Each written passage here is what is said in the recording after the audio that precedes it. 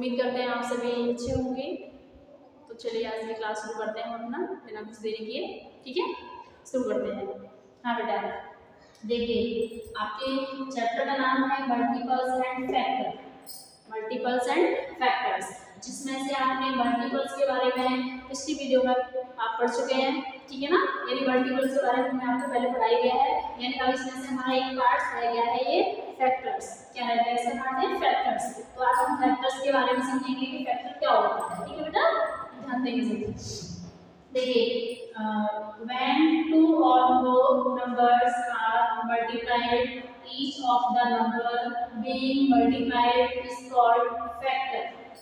यानी देखिए when two or more numbers, यानी जब दो या दो से अधिक संख्याएं आप मल्टीप्लाइड यानी आपस में उनको गुणा किया जाता है, each of the number being multiplied, यानी जब किसी एक नंबर से, ठीक है ना, is called factor। तो वो क्या कहलाता है, एक फैक्टर कहलाता है। ठीक है, जैसे आप मल्टीप्लाई समझेंगे 3 multiply 7 equal to 21, 2 multiply 3 multiply 5 equal to 30।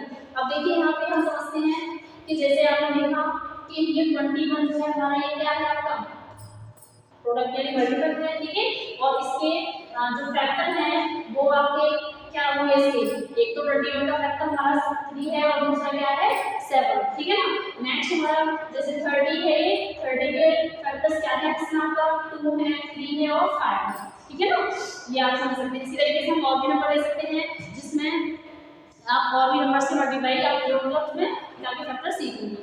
अब देखिए इस बार हम सीखते हैं, आपने फैक्टर्स के बारे में समझ लिया सबने।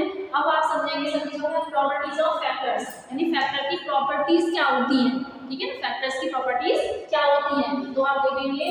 देखिए बेटा नंबर 1 है आपकी 1 is a factor of all numbers, यानी 1 हमारा एक ऐसा नंबर होता है एक जो सभी नंबर्स का फैक्टर होता है। ठीक है ना, जैसे 6 मल्टीप्लाई 1 इक्वल टू 6 या 4 मल्टीप्लाई 1 इक्वल टू 4, यानी 1 is a factor of each number.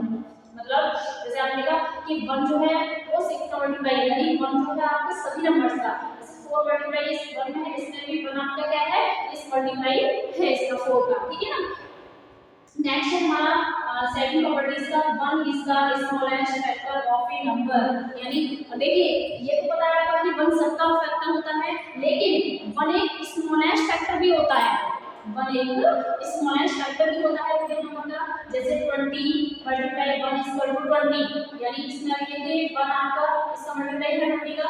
जैसे देखिए 15 मल्टीप्लाई 1 इक्वल टू 15, यानी 15 में भी 1 आपका इसका मल्टीप्लाई है। ये आपका यहाँ पे सबके समझ में आ रहा होगा, क्लियर। ठीक है, नेक्स्ट नंबर हम देखते हैं हमारा थर्ड पॉइंट क्या है इसका, a number is a factor of itself. यानी एक नंबर जो होता है वो स्वयं भी अपने आप का फैक्टर होता है। जैसे हम कोई भी नंबर ले सकते हैं, मान लीजिए हमने 2 लिया या हम 3 ले सकते हैं, 4 ले सकते हैं, 5 ले सकते हैं, हम कोई भी नंबर ले सकते हैं, वो अपने आप का यानी इटसेल्फ फैक्टर होता है। जैसे 10 मल्टीप्लाई 1 इक्वल टू 10, तो इसमें 10 आपने देखा कि इटसेल्फ यानी अपने आप का स्वयं का फैक्टर है। तो इसमें ऐसे 11 मल्टीप्लाई 1 इक्वल टू 11, तो इसमें आपका 11 ये भी एक इटसेल्फ फैक्टर है।